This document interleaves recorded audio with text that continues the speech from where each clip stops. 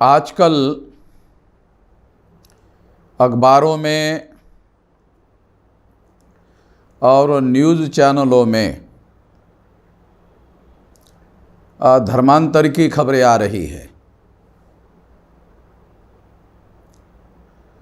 और चाहे चैनल की खबरें हो या प्रिंट मीडिया की खबरें हो, लगातार उत्तर प्रदेश में इन खबरों को योजनाबद्ध तरीके से उछाला जा रहा है।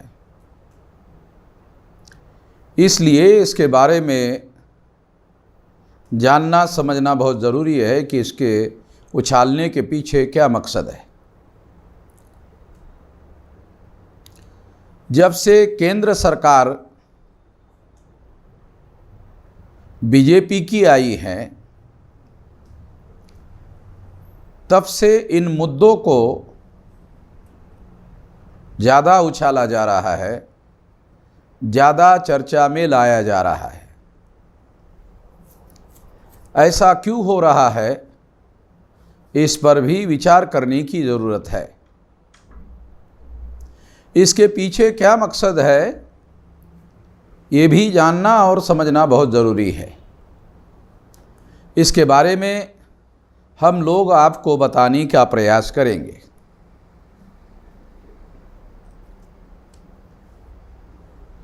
धर्मांतर के संबंध में हमें कुछ बातें जानना और समझना बहुत ज़रूरी है। भारतीय प्रजा को, भारतीय जनता को, जो भारत की प्रजा है, जो भारतीय जन है, उनको भारतीय संविधान ने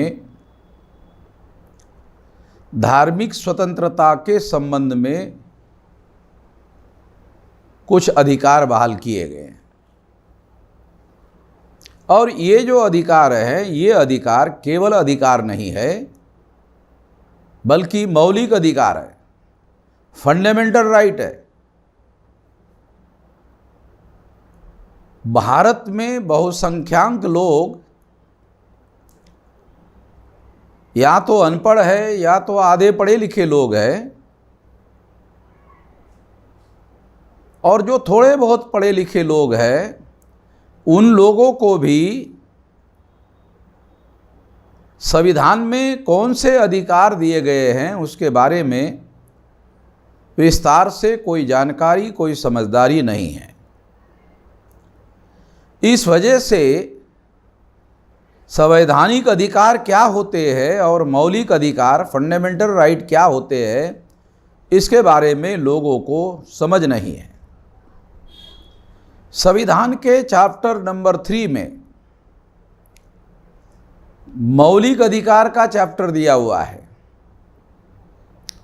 उस मौलिक अधिकार के चैप्टर में आर्टिकल 13 में ये लिखा हुआ है, क्योंकि इसको जानने और समझने के लिए ये बात मैं खास तौर पर आपको बता रहा हूँ, ताकि इससे जानकारी हो जाए, भारतीय प्रजा को ये जानकारी हो जाए, और ख़ास तौर पर जो SC ST OBC के लोग हैं या जो ब्राह्मण क्षत्रिय वैश्य नहीं है, ऐसे लोग हैं, बाकी छुटे हुए सारे के सारे भारतीय लोग हैं, उन लोगों को जो मौलिक अधिकार दिए गए हैं,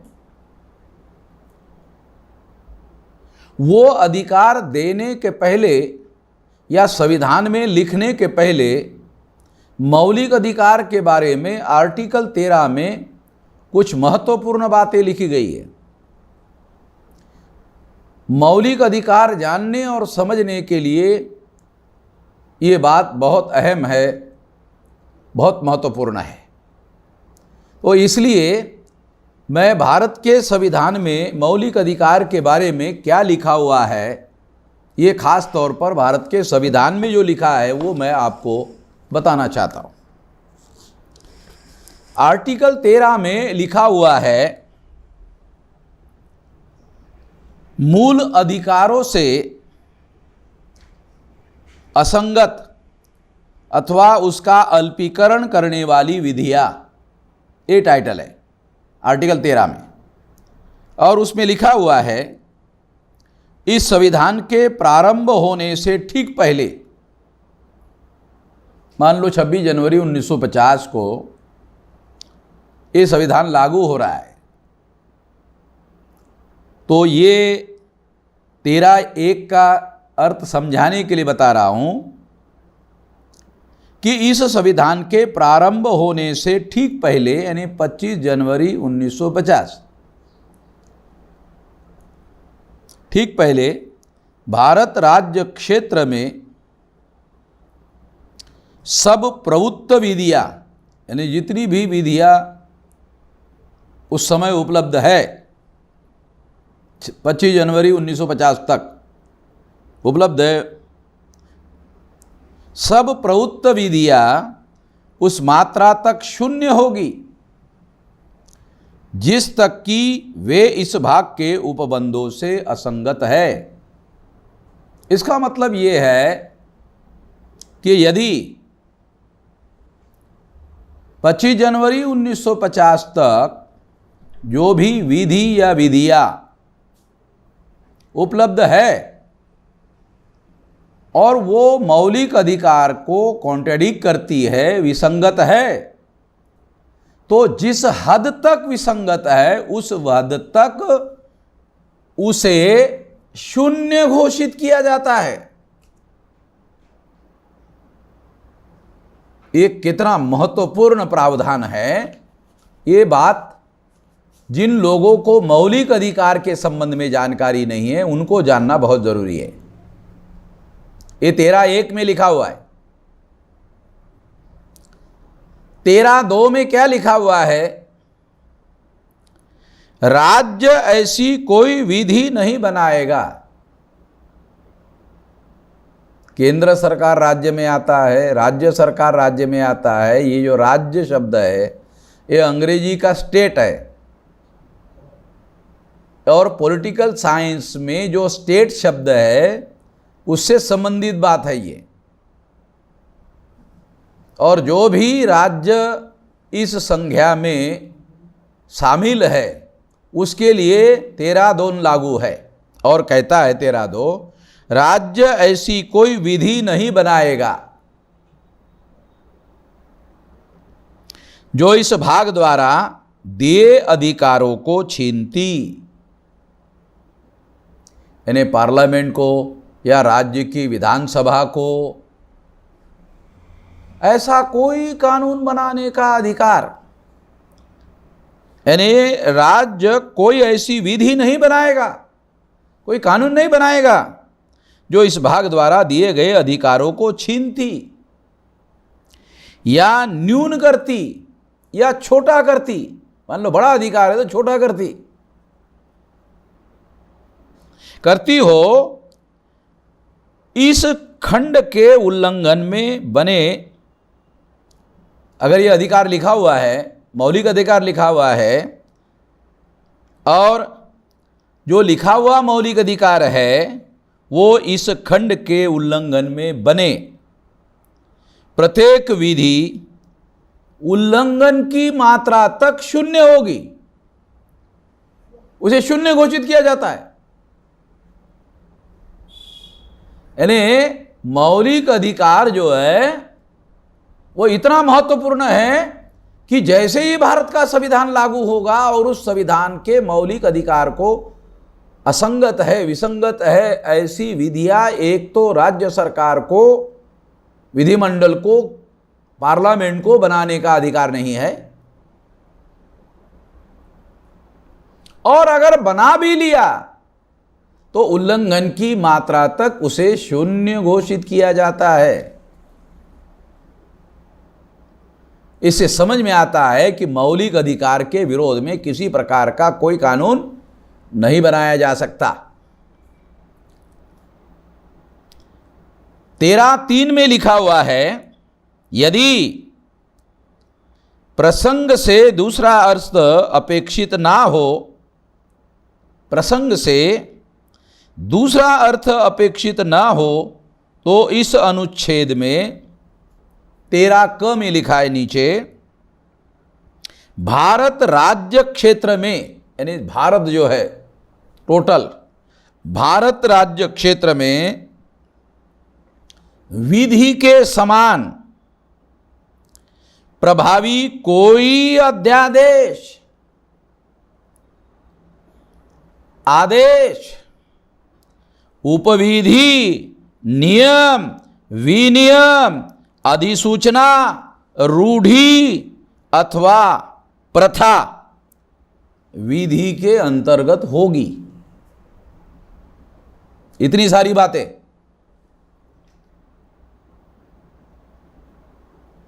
और इतनी सारी बातें यदि मौलिक अधिकार को विसंगत है, कॉन्ट्रडिक्ट करती है, असंगत है, और जिस हद तक असंगत है उस हद तक उसे शून्य घोषित करने की व्यवस्था दी गई है।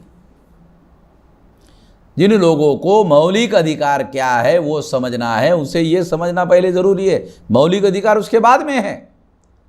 14 से मौलिक अधिकार शुरू हो रहे हैं और मौलिक अधिकार शुरू होने के पहले 13 में मौलिक अधिकार के बारे में बताया गया है, ताकि लोगों को मौलिक अधिकार के बारे में उसका अर्थ समझ में आ जाए, उसका महत्व समझ में आ जाए। क के बाद ख, भारत राज्य क्षेत्र में किसी विधानमंडल या अन्य क्षमता वाली प्राधिकारी द्वारा इस संविधान के प्रारंभ से पूर्व पारित अथवा निर्मित विधि जो पहले ही निरसित न की गई हो, यानी खत्म न की गई हो किसी भी वजह से, चाहे ऐसी कोई विधि या उसका कोई भाग उस समय पूर्णता या विशेष क्षेत्रों में प्रवर्तन न भी हो, प्रभुत्व विधियों के अंतर्गत होगी। यानी उसके अधीन उसको लाया जाता है, और जैसे ही वो उसके अधीन आती है वैसे ही, जैसे ही असंगत होगी वैसे ही वो शून्य होगी।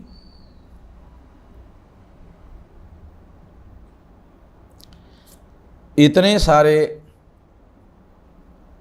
आर्टिकल 13 में बातें लिखी गई है और इससे पता चलता है कि मौलिक अधिकार के विरोध में किसी प्रकार का कोई कानून भारत सरकार को, राज्य सरकार को, विधिमंडल को, जिसमें राज्य का विधिमंडल और केंद्र का विधिमंडल समाहित होता है, उनको कानून बनाने का अधिकार नहीं है। और अगर है तो वो केवल अधिकार देने का अधिकार है, उसको अल्प करने का, उसको छोटा करने का या उससे विसंगत किसी प्रकार का कोई अधिकार नहीं है।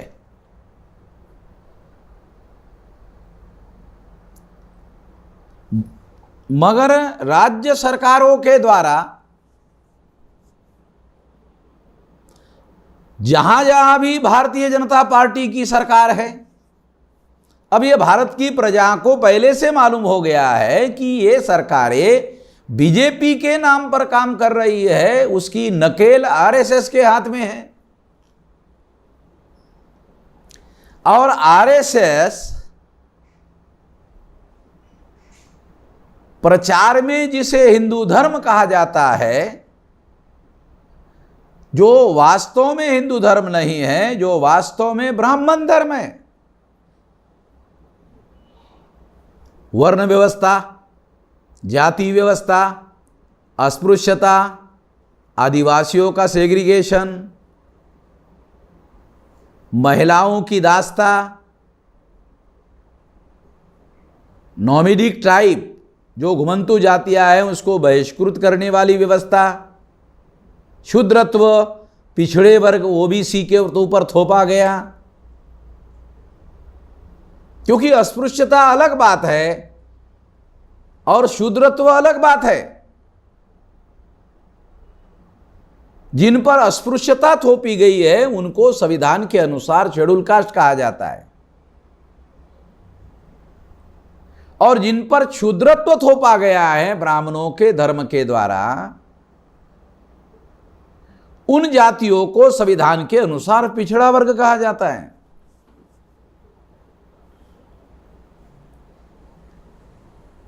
ये जानकारी भी लोगों को नहीं है, ना एजुकेशनल पैटर्न में, सिलेबस में इस तरह की कोई बातें पढ़ाई जाती है। यह हैरान करने वाली बात है कि जो शूद्रत्व है ब्राह्मण के घर में, संविधान लागू होने के बावजूद भी ब्राह्मण जनेऊ धारण करता है और सारे भारत की प्रजा से अपने आप को अलग करता है, और हम सारे प्रजा से अलग है ये शो करता है। ये जनेऊ धारण संस्कार करता है, उपनयन सा संस्कार करता है। जो ब्राह्मण उपनयन का संस्कार करता है, जनेऊ धारण करने का संस्कार करता है, उस ब्राह्मण की मां, उस ब्राह्मण की बीवी, उस ब्राह्मण की बहन, उस ब्राह्मण की बेटी, उस ब्राह्मण की बहू, ये 5 प्रकार की महिलाएं हैं। उनके गले में जनेऊ संस्कार, उनके गले में जनेऊ नहीं होता है, और उनका जनेऊ संस्कार, उपनयन संस्कार नहीं होता है, क्योंकि समस्त महिलाओं को शूद्र घोषित किया गया है। SC ST OBC की महिलाओं को शूद्र अतिशूद्र घोषित किया गया, ये बात समझ में आती है। मगर ब्राह्मण की मां, ब्राह्मण की बहन, ब्राह्मण की बेटी, ब्राह्मण की बहू, ब्राह्मण, तो ये समझ में नहीं आता है, क्योंकि ये तो उनके घर के अंदर है। उनको भी उन्होंने ब्राह्मण धर्म के अनुसार संस्कार से वंचित किया हुआ है।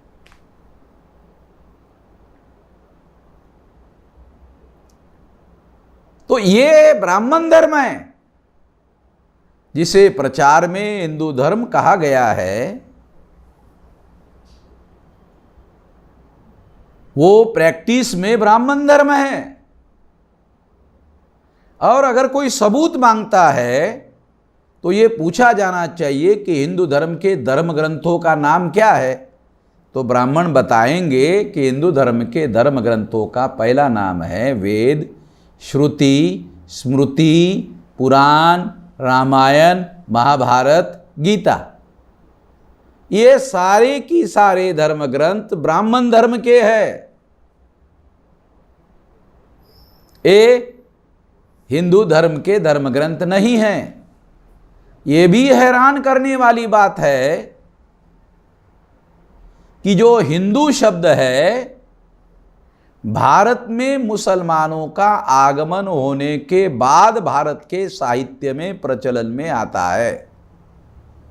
उसके पहले भारत में हिंदू शब्द उपलब्ध नहीं है।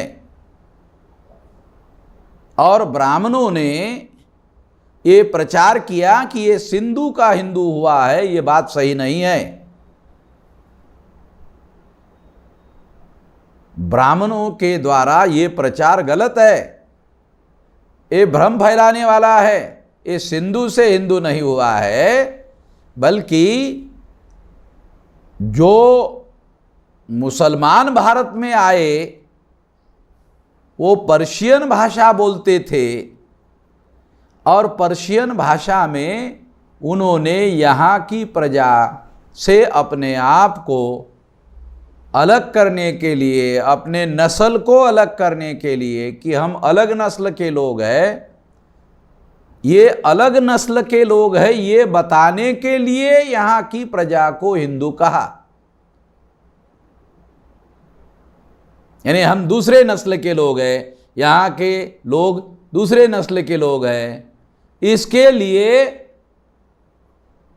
आक्रमणकारी मुसलमानों ने, जो यहाँ के मूल निवासी नहीं थे और आक्रमणकारी थे, उन लोगों के द्वारा ये कहा गया है। तो हिंदू शब्द जो है ये भारतीय भाषा का शब्द नहीं है, ये संस्कृत का शब्द नहीं है, ये हिंदी का शब्द नहीं है, ये वेद श्रुति स्मृति पुराण रामायण महाभारत गीता में नहीं है, यह भारतीय भाषा का शब्द नहीं है, ये पर्शियन भाषा का शब्द है। पर्शियन भाषा भारतीय नहीं है, ये विदेशी भाषा है। ये विदेशी भाषा में ये कहा गया है, ये शब्द कहा गया है। तो ये बात हम लोगों को जानने और समझने के लिए बहुत ज़्यादा ज़रूरी है। और दूसरी महत्वपूर्ण बात यह है कि ये जो मौलिक अधिकार दिए गए हैं, उस मौलिक अधिकार के विरोध में, जैसे हमने आर्टिकल 13 में कहा, किसी प्रकार का कोई कानून बनाने का अधिकार नहीं है, सरकार को नहीं है, विधिमंडलों को नहीं है, खत्म करने का अधिकार नहीं है, अल्प करने का अधिकार नहीं है, छोटा करने का अधिकार नहीं है। तो ये जो नहीं है, इसलिए जब भाजपा के राज्य सरकारों ने कानून बनाया तो कानून तो धर्म परिवर्तन करने के अधिकार को रोकने के लिए बनाया, धर्म परिवर्तन करने को रोकने के लिए बनाया, मगर उसका टाइटल लिखा धर्म स्वतंत्रता का अधिकार कानून। टाइटल में दिया कि हम तो ये अधिकार कानून बनाकर दे रहे हैं। टाइटल में अधिकार दे रहे हैं, अधिकार देने के लिए कानून बना रहे हैं, ऐसा बीजेपी ने लिखा। मगर उस कानून में उन्होंने प्रावधान किया कि यदि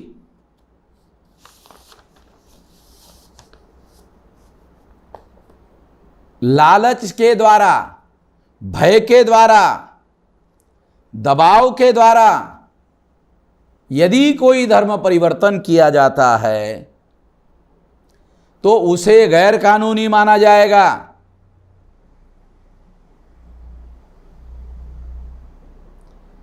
इसका मतलब है कि ये कानून उन्होंने कुछ खास मकसद को हासिल करने के लिए बनाया गया है।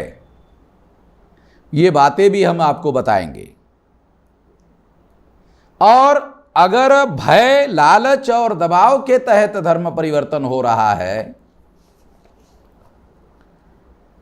उस पर दंड देने का, सजा देने का प्रावधान भी वहां किया गया है। किसी भी विवेकशील व्यक्ति को यह लगता है कि यदि भय के द्वारा धर्म परिवर्तन होता है, लालच के द्वारा धर्म परिवर्तन होता है, दबाव के द्वारा धर्म परिवर्तन होता है, तो ये नहीं होना चाहिए। किसी भी विवेकशील व्यक्ति को लगता है कि नहीं, ये नहीं होना चाहिए, तो जो कोई भी व्यक्ति ये कानून पढ़ेगा उसको ये लगेगा कि नहीं, ये तो बराबर लिखा गया है, ये कानून बराबर बनाया गया है। मगर जब ये जिला लेवल पर, स्टेट लेवल पर, जहाँ बीजेपी की सरकार है, उसके लेवल पर इस कानून को अमल करने के लिए किसी जिले के या स्टेट के अधिकारी को कहा जाएगा या कोई एजेंसी एटीएस की तरह निर्माण की जाएगी, कोई एजेंसी निर्माण की जाएगी, तो सरकार इस तरह की एजेंसी के लिए अधिकारियों की चुनाव करेगी। और उन अधिकारियों में आम तौर पर ब्राह्मण और तत्सम ऊंचे जाति के लोगों को चुनेगी, क्योंकि आमतौर पर 80% IAS आईपीएस आईआरएस अधिकारी उन्हीं लोगों के हैं, उनमें से ही लोग चुनेगी। तो जब उनको ये अमल करने के लिए कानून दिया जाएगा तो अमल करने के दौरान वो लोग अपने तरीके से अमल करेंगे जो उनको अधिकार दिया गया नहीं है। जैसे फॉर एग्जाम्पल, अगर उसमें कुछ मिल भी नहीं रहा हो, कोई भय की वजह से धर्म परिवर्तन का सबूत नहीं मिल रहा हो, लालच का सबूत नहीं मिल रहा हो, दबाव का सबूत नहीं मिल रहा हो, जैसे अभी जो उत्तर प्रदेश में मोहम्मद उमर गौतम का जो मामला है, उसमें जब अखबार में खबरें आने लगी और ये बताया जाने लगा कि ये भय के द्वारा, लालच के द्वारा, दबाव के द्वारा धर्म परिवर्तन हुआ, तो जिन लोगों ने धर्म परिवर्तन किया था उसमें कोई एससी एसटी ओबीसी के लोग नहीं थे। उनमें जो लोग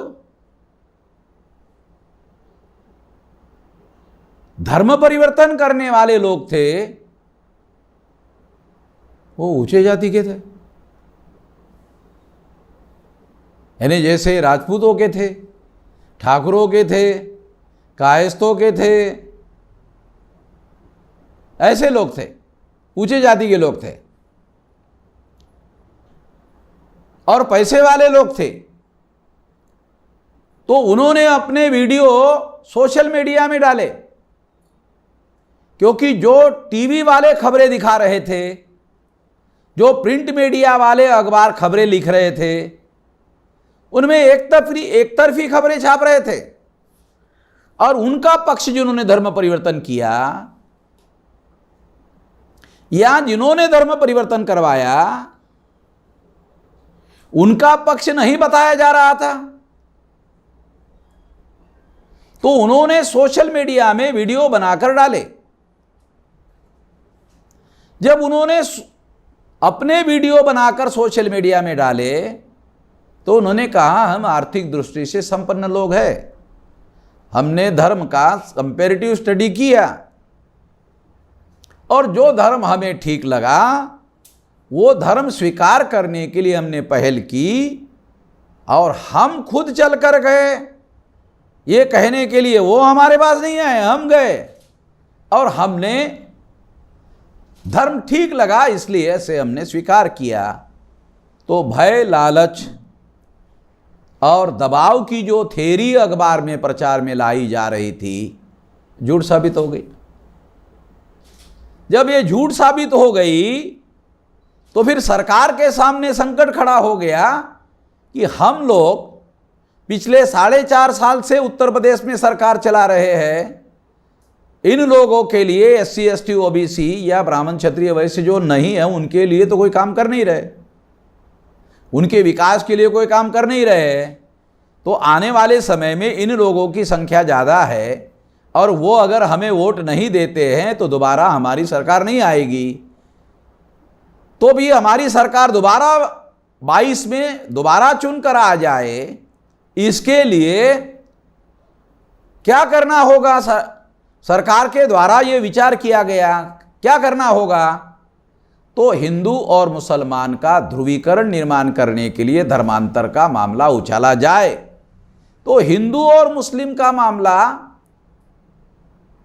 हिंदू मुसलमान का विवाद पैदा करने के लिए उछाला जाए, ये योजना बनाकर, प्लान बनाकर ये बात उछाला जा रहा है और बड़े पैमाने पर उछाला जा रहा है।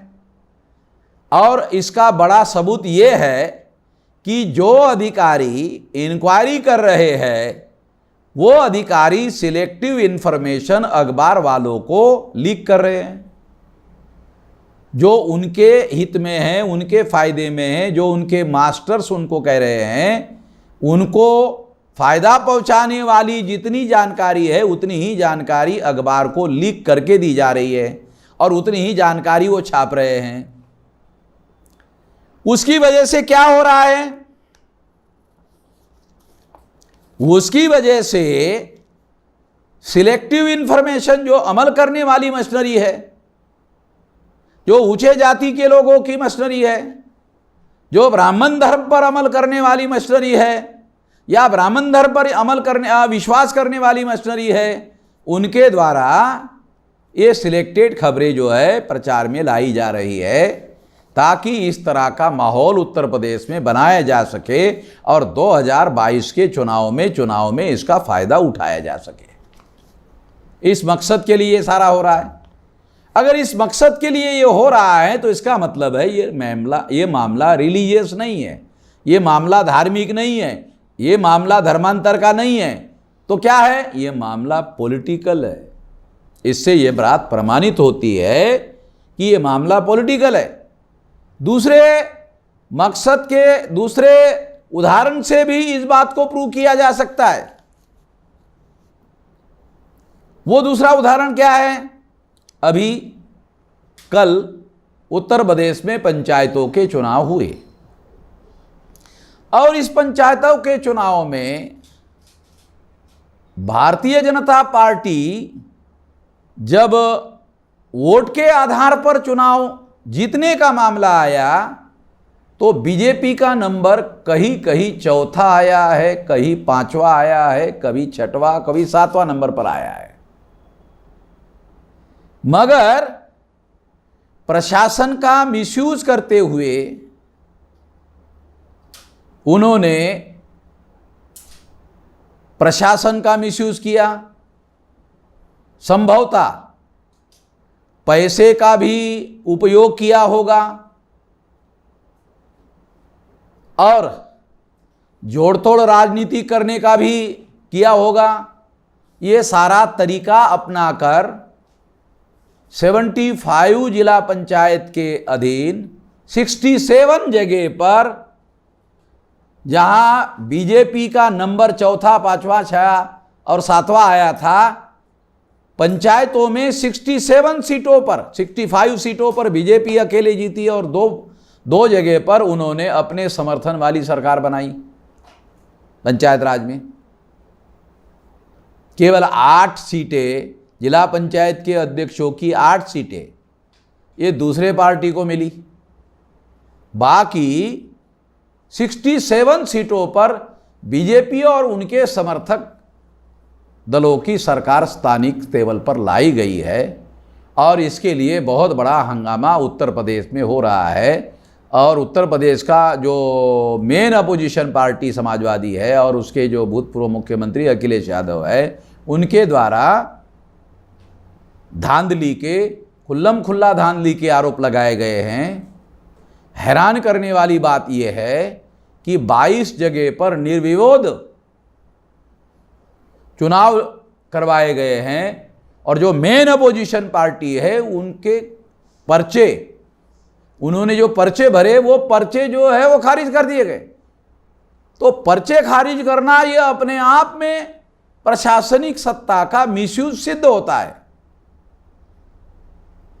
जो कैंडिडेट जनता के वोटों से चुनकर आए हैं उनके पर्चे खारिज होने का कोई मतलब समझ में नहीं आ रहा है।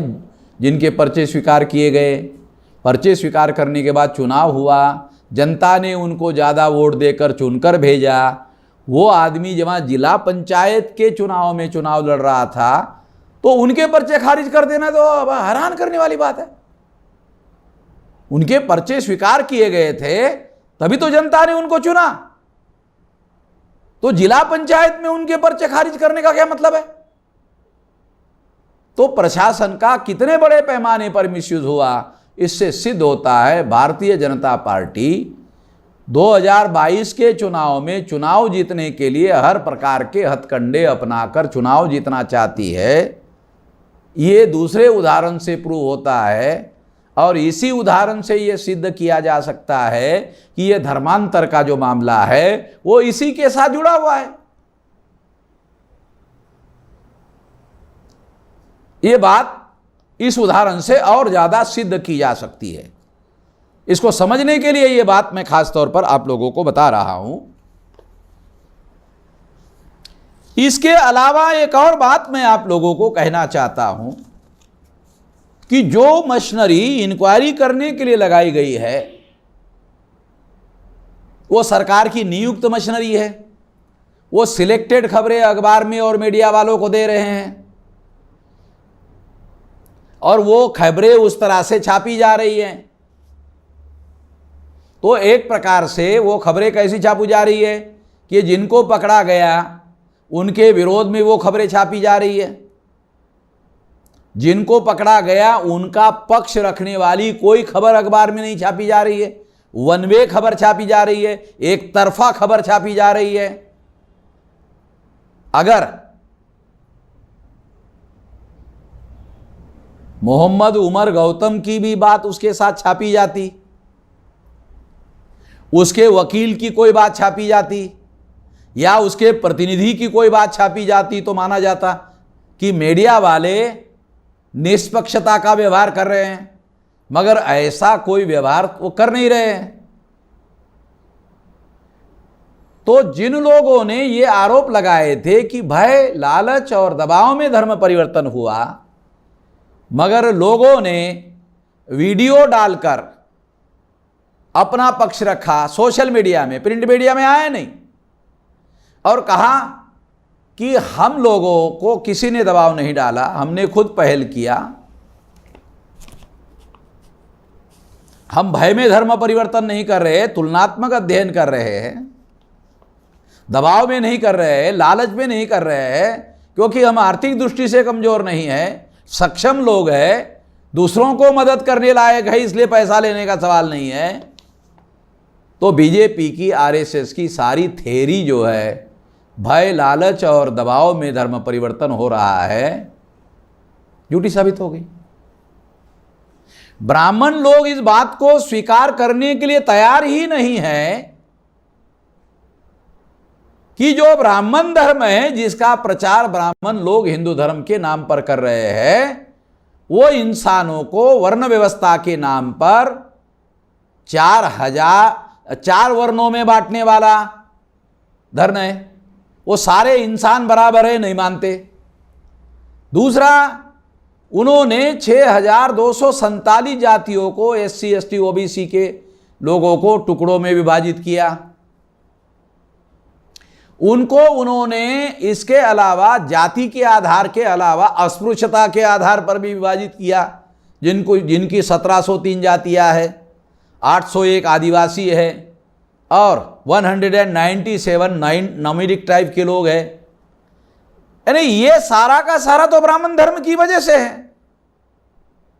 मान लो हम ऐसा मार्केट में जब कोई चीज़ खरीदने के लिए जाते हैं तो कहते हैं, दुकानदार को कहते हैं, हाँ भाई एक नमक का पैकेट दो, तो वो बोलता है कौन सा? ये बोलता है टाटा वाला नमक दो भाई। तो वो ग्राहक जो है टाटा वाला नमक क्यों बोलता है? तो टाटा जो है बहुत बड़ी कंपनी है, बहुत सारी बातों का प्रोडक्शन करते हैं, मगर टाटा शब्द का उच्चारण करते ही क्वालिटी आती है। टाटा का माल बोले तो बढ़िया ही होगा। तो नमक जो उन्होंने बनाया वो नमक की भी बहुत बेहतरीन क्वालिटी होती है। तो टाटा का नमक हम लेते हैं, क्यों? कि टाटा के नाम की जो फैक्ट्री है उसमें जो भी माल बनेगा बढ़िया ही बनेगा, ऐसा हम मानकर चलते हैं। मगर इसका एक मतलब है कि कोई बढ़िया क्वालिटी की वस्तु बनती है, उसका प्रोडक्शन होता है, तो वो फैक्ट्री बढ़िया क्वालिटी की होती है। अब ब्राह्मण धर्म नाम की जो फैक्ट्री है उसने इंसानों को वर्ण व्यवस्था के 4 टुकड़ों में बांटा,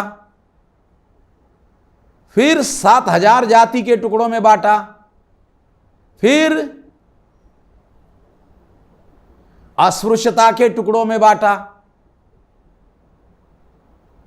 ट्राइब्स के टुकड़ों में बांटा। ये जो उन्होंने बांटा, तमाम प्रकार के टुकड़े किए, इससे यह बात प्रूव हो जाती है कि अगर इतना घटिया क्वालिटी का माल अगर वो पैदा कर रहे हैं तो वो ओरिजिनल सारी फैक्ट्री खराब होगी। ओरिजिनल फैक्ट्री खराब होगी तभी तो घटिया किस्म का माल पैदा हो रहा है। तो ब्राह्मण धर्म नाम की जो फैक्ट्री है, ये फैक्ट्री ये घटिया किस्म की फैक्ट्री है, इसलिए तो घटिया किस्म का माल पैदा हो रहा है। तो ये बात हम लोगों को समझना बहुत जरूरी है। और अगर घटिया किस्म का माल पैदा हो रहा है और ये जबरदस्ती आप थोप रहे हो, वो स्वीकार नहीं कर रहे लोग, इसको, इस घटिया बात को स्वीकार नहीं कर रहे, बल्कि जब आप उसको थोप रहे हो तो जब आदमी का विवेक जाग जाएगा तो वो तो इसको बदलने की कोशिश करेगा, और बदलने की कोशिश करेगा तो वो धर्म परिवर्तन कर सकता है। और ये अधिकार भारत के संविधान ने उसको दिया हुआ है, इसी के तहत उन्होंने किया है। ऐसा वीडियो बनाकर उन्होंने किया, वीडियो बनाकर डाला है। जब उन्होंने भय, लालच और दबाव में हमने धर्म परिवर्तन नहीं किया, तो जब सरकार ने जो इंक्वायरी करने के लिए कमेटी बनाई थी, उनको ये मामला ख़त्म कर देना चाहिए था। जब वो वीडियो बना करके धर्म परिवर्तन करने वाले लोगों ने कहा कि नहीं ऐसा कुछ हुआ नहीं, तो ये मामला ख़त्म होना चाहिए था। मगर ये मामला ख़त्म इसलिए नहीं हो रहा है क्योंकि 2022 का विधानसभा का चुनाव जब तक नहीं होगा तब तक ये मामला ख़त्म होने वाला नहीं है। क्योंकि हिंदू मुसलमान का मामला खड़ा करना है और हिंदू मुसलमान के नाम पर वोट लेना है, क्योंकि इनके लिए कोई ढंग का कोई काम तो किया नहीं, कोई फायदे का काम तो किया नहीं। जब कोई ढंग का काम किया नहीं, उनके फायदे का काम नहीं किया, तो खुद बीजेपी को ही ये लगता है कि ये लोग दोबारा हम लोग वोट देने वाले हैं नहीं। तो इसलिए ये हिंदू मुसलमान का मामला खड़ा करने के लिए ये धर्मांतर का मामला जो है उछाला जा रहा है, ऐसा इन सारे उदाहरणों से सिद्ध होता है, ऐसा कहा जा सकता है। और इसके लिए फिर किसी न किसी को बलि का बकरा बनाना जरूर होता है, और इसीलिए मोहम्मद उमर गौतम को और उनके साथियों को पकड़ने की कोशिश हो रही है। और इसके लिए अभी तक कोई ठोस सबूत उनके खिलाफ में उपलब्ध नहीं हुआ है, और किसी प्रकार का कोई ठोस सबूत अभी तक जो एजेंसी इस काम के लिए लगाई गई है, उन्होंने किसी प्रकार का कोई ठोस सबूत नहीं दिया है। केवल मीडिया में मीडिया ट्रायल चलाया जा रहा है। मीडिया ट्रायल में उनको किसी प्रकार का कोई अवसर नहीं दिया जा रहा है, उनका पक्ष रखने का अवसर नहीं दिया जा रहा है, और मीडिया वाले एक तरफा जानकारी प्रचार में ला रहे हैं और उनको अपराधी घोषित कर रहे हैं।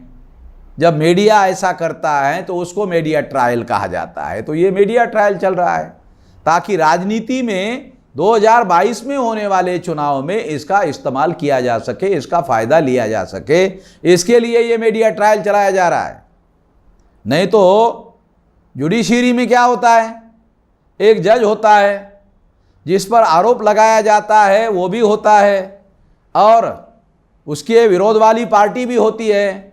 जज दोनों की बात सुनती है और जो सही है उस सही बात को स्वीकार करती है। आमतौर पे बीजेपी ने जितने केसेस लोगों पर किया उसमें 98% तक अभी तक, चाहे देशद्रोह के केस हो, उसमें 98-99% तक केसेस जो है कोर्ट ने खारिज कर दिए हैं। इसका मतलब है ये सारा का सारा झूठा प्रबंध किया जा रहा है, ऐसा प्रमाणित होता है, सिद्ध किया जाता है। इससे ये बात सिद्ध होती है, ऐसा दिखाई देता है। अब जब ये दबाव, लालच और भय का मामला नहीं मिला तो फिर केंद्र सरकार ने ईडी को इसके पीछे लगा दिया, एनफोर्समेंट डिपार्टमेंट को लगा दिया कि पता करो इनको पैसा कहां से आ रहा है। इसका मतलब है राज्य सरकार ने जो मशीनरी को काम पर लगाया था वो तो कोई सबूत इकट्ठा नहीं कर पाए, वो तो राज्य सरकार की मशीनरी थी। अब केंद्र सरकार कूद पड़ी है, एनफोर्समेंट डिपार्टमेंट को इस काम पे लगाया गया है कि पता करो मोहम्मद उमर गौतम को पैसा कहां से आ रहा है। और इन्फोर्समेंट डिपार्टमेंट ने अभी कल परसों पता चला कि गुजरात से एक मुसलमान को कि ये हवाला कारोबारियों के द्वारा पैसा ला रहा है, ये पैसा मोहम्मद उमर गौतम को दिया जा रहा है, ऐसी खबर अखबार में प्रचारित की गई और उसके साथ साथ एक लाइन ये लिखी गई है कि इसकी छानबीन हो रही है कि ये पैसा मोहम्मद उमर गौतम को दिया गया है या नहीं दिया गया।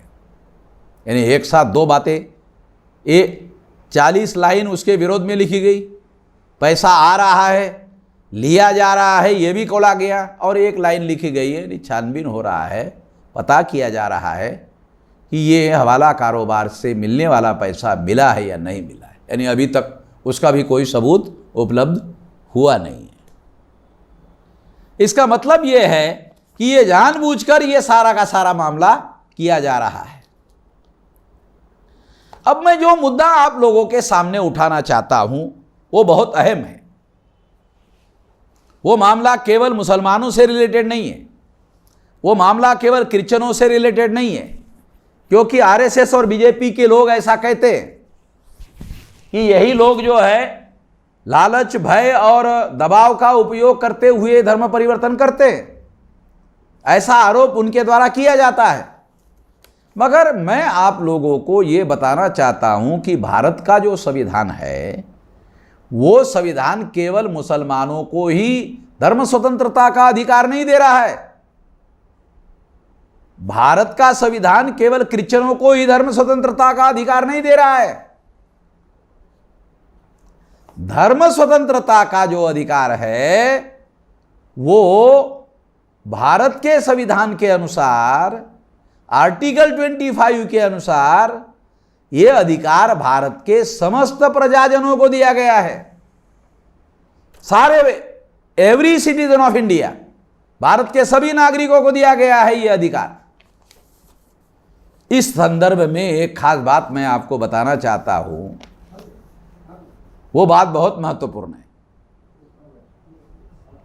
जो धर्म वर्ण व्यवस्था को मानने वाला धर्म है, जो धर्म जाति व्यवस्था को मानने वाला धर्म है, जो धर्म अस्पृश्यता को मानने वाला धर्म है, जो धर्म आदिवासियों को सेग्रीगेट करने वाला धर्म है, जो नॉमिडिक टाइप को बहिष्कृत करने वाला धर्म है, जो महिलाओं को दास घोषित करने वाला धर्म है और 52% ओबीसी पर शूद्रत्व थोपने वाला धर्म है, वो धर्म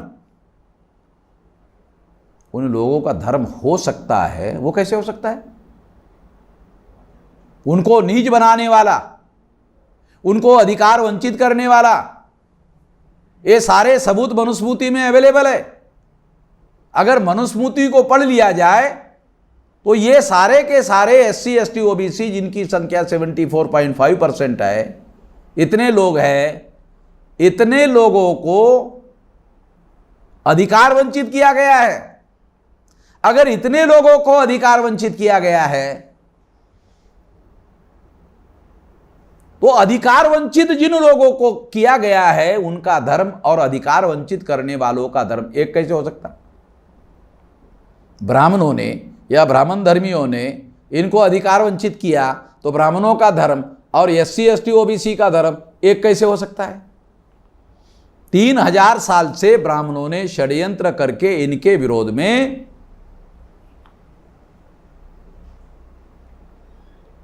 एक बहुत बड़ा अभियान चलाकर इनको अधिकार वंचित किया। तो जिन ब्राह्मणों ने यह किया उनका धर्म और इन लोगों का धर्म एक कैसे हो सकता है? ब्राह्मणों ने ब्राह्मण धर्म को हिंदू धर्म के नाम पर प्रचार में लाया।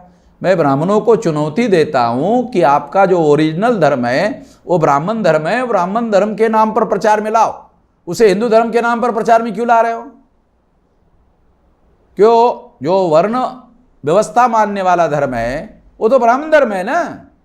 जाति व्यवस्था मानने वाला जो धर्म है वो ब्राह्मण धर्म है। अस्पृश्यता मानने वाला धर्म है ब्राह्मण धर्म है। आदिवासियों को सेग्रीगेट करने वाला धर्म ब्राह्मण धर्म है। शूद्रत्व पिछड़े वर्ग पर थोपने वाला धर्म ब्राह्मण धर्म है। महिलाओं को दास बनाने वाला धर्म ब्राह्मण धर्म है। आप अपना धर्म ब्राह्मण धर्म के नाम पर प्रचार में लाओ। जब आप इसको हिंदू धर्म के बजाय ब्राह्मण धर्म के नाम पर प्रचार में लाओगे तो कोई भी SC ST OBC का आदमी या कोई भी दूसरा आदमी अपने को हिंदू नहीं कह सकेगा, कोई भी अपने को ब्राह्मण धर्मी नहीं मान पाएगा। अकबर के समय का उदाहरण देता हूं। अकबर के समय में राजा मान सिंह अकबर के दरबार में राजा भी था और दरबार में भी काम करता था, और वो राजपूत था। तो उस समय राजपूत भी अपने को हिंदू नहीं कहते थे, राजपूत अपने को राजपूत कहते थे, राजपूत अपने को हिंदू नहीं कहते थे, क्योंकि हिंदू कहने का मतलब होता था अपने आप को नीच मानना। तो वो राजपूत जो है अपने को मानने के लिए तैयार नहीं थे, वो राजपूत मानते थे मगर हिंदू नहीं मानते थे। जब जिजिया टैक्स लगाने का मामला आया तो ब्राह्मणों ने खुद कहा कि आप, मुगलों को कहा कि आप लोगों ने ये हिंदुओं पर जिजिया कर लगाया। तो ब्राह्मणों ने कहा कि हम हिंदू नहीं हैं, हम तो ब्राह्मण हैं, तो ब्राह्मणों के ऊपर आपको जिजिया कर नहीं लगाना चाहिए क्योंकि हम हिंदू नहीं हैं। तो जो मुगलों के समय में जो ब्राह्मण अपने को हिंदू मानने से इनकार कर रहे थे, वो ब्राह्मण आज अपने को हिंदू क्यों मान रहे और अपने धर्म को हिंदू धर्म के नाम पर प्रचार में क्यों कर ला रहे हैं? ये कोई काल्पनिक बातें नहीं कह रहा हूं, ये सारे मेरे पास डॉक्यूमेंट्री एविडेंसेस है, इसके आधार पर बता रहा हूं। ब्राह्मणों को एग्जम्पशन दिया गया मुगलों के समय में, उनके ऊपर जिजिया कर लागू नहीं था क्योंकि वो अपने को हिंदू नहीं मानते थे। ब्राह्मण अपने को हिंदू नहीं मानते थे, ब्राह्मण अपने को ब्राह्मण मानते थे, राजपूत अपने को राजपूत मानते थे। तो इस तरह से जब एससी एसटी ओबीसी के लोग हिंदू ही नहीं हैं, और जब ये हिंदू नहीं हैं, तो इसका दूसरा मतलब होता है इसके बावजूद भी केंद्र सरकार कांग्रेस की रही जो ब्राह्मणों की पार्टी थी, और फिर बीजेपी आई वो भी ब्राह्मणों की पार्टी है। इन लोगों ने सत्ता का उपयोग करके ब्राह्मण धर्म हिंदू धर्म के नाम पर लोगों पर थोपने की कोशिश की। ये थोपना जो है ये भय उत्पन्न करने वाला मामला है, लालच देने वाला मामला है। खुद कांग्रेस ने या बीजेपी के लोगों ने ये कहना है कि जो एससी एसटी ओबीसी के लोग हैं, यदि वो हिंदू में है तो उनको रिजर्वेशन मिलेगा। इसका मतलब तुम लालच दे रहे हो, तुम खुद ही लालच दे रहे हो, ये कानूनन लालच दे रहे हो कि उनको रिजर्वेशन मिलेगा। इसका मतलब है तुम हिंदू में उनको रखने के लिए, यानी ब्राह्मण धर्म को मानने के लिए लालच दे रहे हो। ये कानून तो तुम्हारे ऊपर लागू होना चाहिए कि इनको जो हिंदू में हैं उतने ही लोगों को रिजर्वेशन दिया जाए, मुसलमान को ना दिया जाए, क्रिश्चियनों को ना दिया जाए। और हिंदू यानी ब्राह्मण धर्म को बचाने के लिए कानून का उपयोग किया जा रहा है और एससी एसटी ओबीसी के ऊपर जबरदस्ती थोपा जा रहा है। ये तो थोपना गैर कानूनी है। जो लोग हिंदू है ही नहीं है उनको सरकारी तंत्र के द्वारा हिंदू घोषित किया जा रहा है, जबरदस्ती हिंदू घोषित किया जा रहा है, और अपने को हिंदू मानने के लिए उनको लालच दिया जा रहा है कि तभी आपको आरक्षण दिया जाएगा। ये सारी बातें ये सिद्ध करती है कि ये हिंदू नाम का धर्म जो ओरिजिनली ब्राह्मण धर्म है वो बहुसंख्यांक प्रजा पर थोपने का काम हो रहा है। ये उनका धर्म नहीं है। जब ये लोग हिंदू ही नहीं हैं, जब ये लोग हिंदू है ही नहीं, तो हिंदुओं से इन्होंने धर्म परिवर्तन कर रहे हैं। अरे जब ये हिंदू ही नहीं है तो हिंदुओं से इनका धर्मांतर हो रहा है कैसे? अगर ये हिंदू धर्मी होते तो धर्मांतर हो रहा है ऐसा माना जाता। जब ये हिंदू नहीं है तो ये धर्मांतर कर रहे हैं, ये सिद्ध नहीं किया जा सकता। इस मौलिक बात को जानना समझना बहुत ज़्यादा ज़रूरी है। इस मुद्दे पर मैं इतना ही कहना चाहता हूँ, भविष्य में लोग इसके बारे में विचार करें और उनके कोई भी सवाल है उसका जवाब देने के लिए हम तैयार हैं। धन्यवाद।